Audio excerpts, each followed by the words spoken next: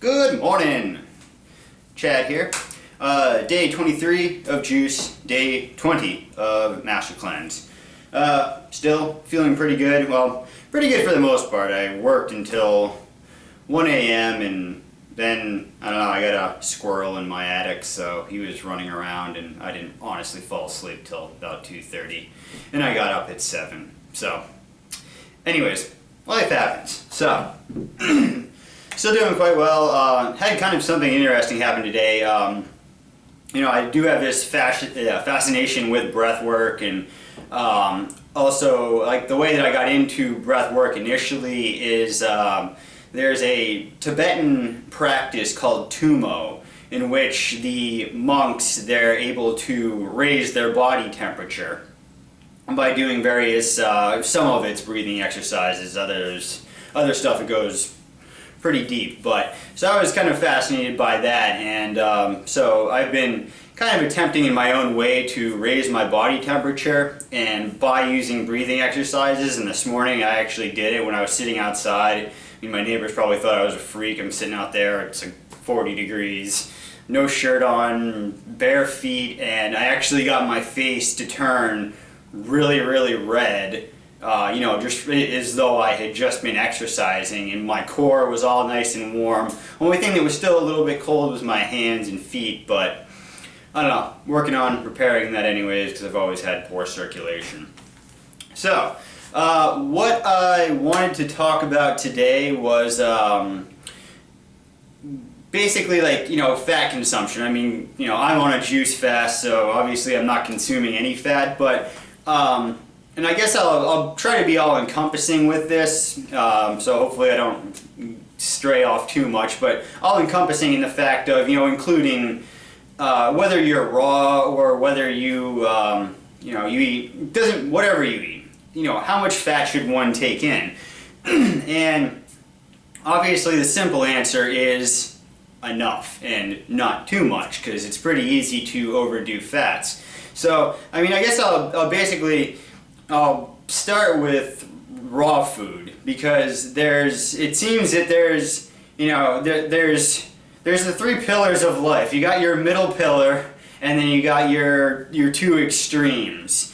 And it always seems to me, personally, that it's either two extremes with raw foodists. You either have people who are just anti-overt, and they'll eat a handful of nuts one time a year, and that's it. And on the flip side, you have your gourmet or your high-fat raw, which is almost all fat, which is initially how I started out. I would eat like 3 pieces of fruit a day, and the rest of the stuff was just nuts, avocado, and salad, and it made me feel horrible. But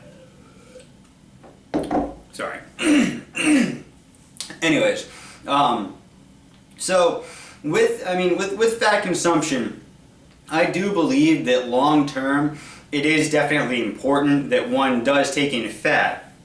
Now, I don't think that anybody can pin down exactly how much fat you can have. I mean, you shouldn't have this exorbitant amount of intake, but the flip side is, see, within your brain, your nerves, you have what is called your myelin sheath, which, if you can just envision a wire, you have your myelin sheath, which is essentially the coating around the wire, your insulation, and then in the middle of that is your nerve fiber called the axon. Now, if your myelin sheath is weak or deteriorating, that can cause nerves not to fire properly within your brain. It can, and obviously if that's the case, then you can screw up a whole bunch of things. So if you do have a fat deficit, you may run into problems with that. Now, see, that myelin, it's a lipid based, it's made of fat. So, and sure, maybe the body can do some funky things, and I've heard, for instance, the body can turn potentially glycogen into amino acids. So likewise, maybe it can do something that we're not currently aware of to convert something that's non-lipid into a lipid base. I don't know, but it seems like to be on the safe side, one should consume some fat.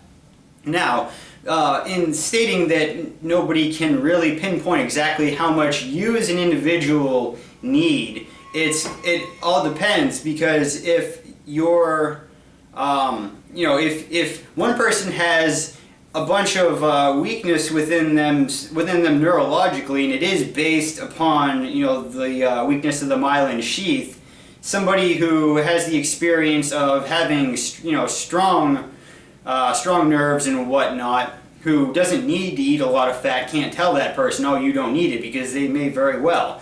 So, and I think that too, it goes back to the pig out factor, which most people say that fat makes them feel horrible, but if you really look, if you were to look at what a lot of people eat, they sit down and it's like, okay, well, of course you're going to feel horrible after eating an entire durian, or you're going to not feel that great after eating 2 avocados in one sitting, or half a pound of cashews. It just goes without saying. But if somebody is just in there, if they're not, I don't really recommend fat consumption when you're trying to detox yourself, because you will plateau pretty quick, which meaning you're not going to detox anymore. But just in your run-of-the-mill life, if you feel better as a result of including a little bit of fat in your diet, then knock yourself out. And don't think that, with all of this, you need to experiment and find out what works for you, because I can tell you what works for me, but what works for me might, living on lemon juice might make somebody else feel like they're living on the moon and they're not grounded. So, with a lot of my videos, I'm always going to try to keep them simple, and if I'm not keeping them, I'm a little bit of a science nerd, so I do go off a little bit. But my goal is to keep things simple and to aim them more at people who are just starting out, whether you're just new to raw food and that's what you're doing, or you are trying to detox yourself, or trying to heal yourself of some serious illness, whatever the case may be. That's what I'm trying to shoot for here, and in doing that, biggest aspect of that is I want to help people move past the diet, because food is just the very beginning of trying to transform yourself, and if one can learn to move past that, it will make life so much easier. I've realized that on this juice fast I still do have some hang up on food, but not so much. And I used to be very overweight. I don't have a picture. One of my videos I'll show a picture of what I looked like when I was in high school. I was 255, 260 pounds, so I spent a lot of time thinking about food. And people come into a raw diet and they you kind of, especially when you're going with the high carb, you are given that impression of, oh, there's free reign, eat as much as you choose or you care for. And for the most part that is true. But at the same time, people are told that, and then they're told you need to eat this much. So then their paranoia switches from, oh, I'm not eating enough, I'm eating too much, on your standard American diet or whatever country you're from, standard junk diet, to the high carb, raw diet, and it's now they're worried about, oh no, I'm not eating enough. Uh-oh, my day must have gone horrible because I was under carb. So I want to show people how they can just kind of chill out around that. There's no reason to analyze every single one of your meals with a chronometer and say, oh, I had a horrible day because I was 200 calories off today. Once again, calories are figured out calories a measurement of energy, and it's figured out using burnt food. So in a lot of cases, I don't think, in my opinion, that it completely applies to people who are raw foodists, especially people who are 100% raw foodists. So that's what we will help to work past. Now, if for people who are still, eating cooked food, who are, using things like oils, I would really limit my consumption of oils because we've been told that oils are good for us, olive oil, coconut oils, blah, blah, blah, but when it comes to the impact on your heart and your arteries, there's something cardiologists use called the clouding factor, and that's essentially what makes your blood murky and more sludgy. Now, a butter and olive oil have the exact same clouding factor to them, so they'll both clog up your arteries equally. And there's a lot of things to heart disease, more so than just consumption of fats. But I guess I'll say too, with the olive oil, I've been asked this multiple times, is, well, what about the Mediterranean diet, because they eat lots of olive oil. So give you a rundown on that. The Mediterranean diet was something basically created it was brought into the American culture to basically tell us good things about bad habits, because the idea of the Mediterranean diet comes from a study done during World War II on the Island of Crete, and it followed the diet of what these people ate.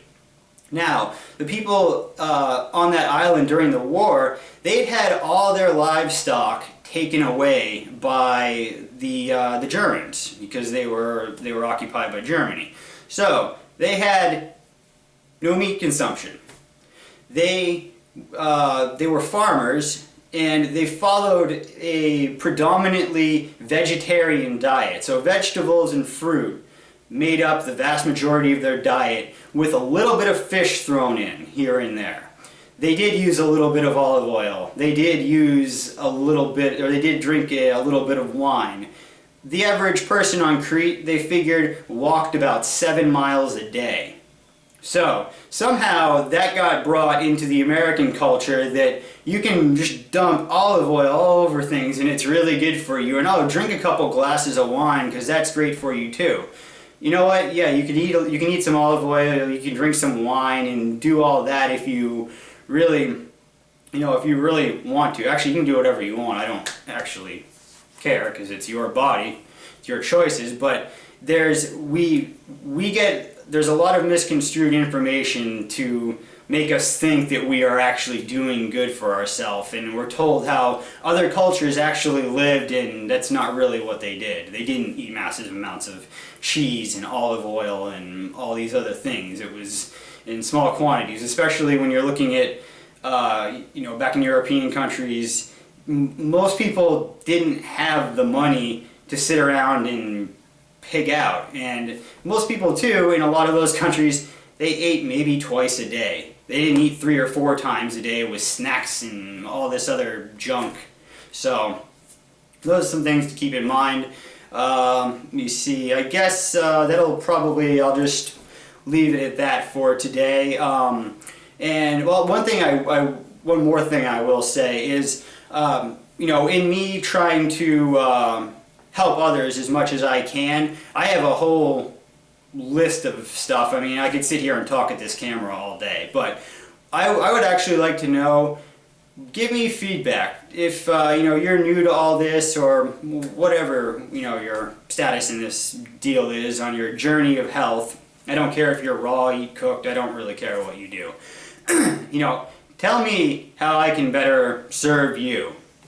Because there are topics that I will cover that I'm sure will really resonate with certain people, but there may be things that, I might get to at some point, but it's on your mind now, so feel free to send me a message, and I'll do my best to get videos up, and try to keep them as focused and simple as possible. So anyways, that's it for today. Questions, comments, subscribe up top, and go out, have fun. See ya.